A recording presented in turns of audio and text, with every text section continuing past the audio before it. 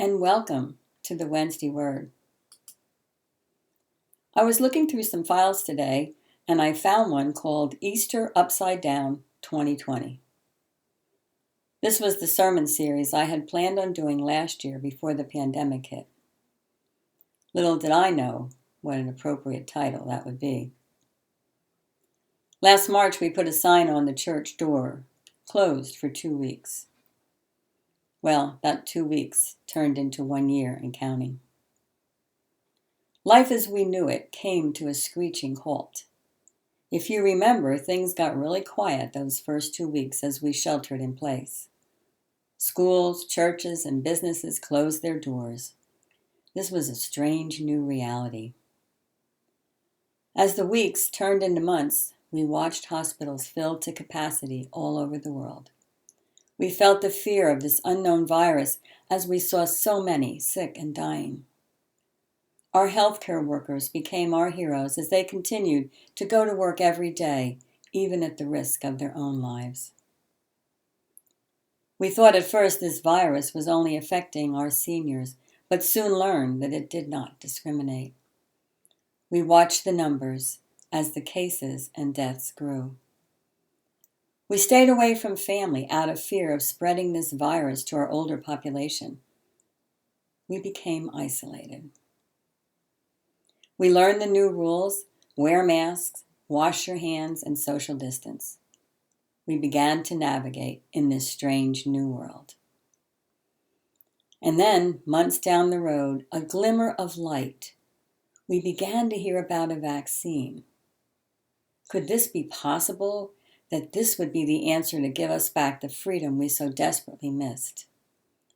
So there was hope. A light at the end of the tunnel, you might say. And now, it is March 2021, a year later, and we may be feeling like those flowers that are beginning to poke their way out of the ground with the promise of spring. They are slow and they are small, but there is the promise of a beautiful flower when they arise. Maybe we, like the flowers, are poking our heads out the doors and looking around, looking to the future that does not look so dark anymore for those of us who have made it through this year.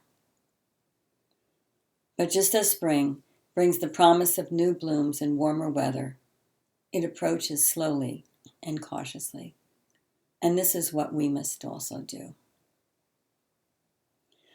This is also a time for prayer, a time to pray for all the people who have lost loved ones this year.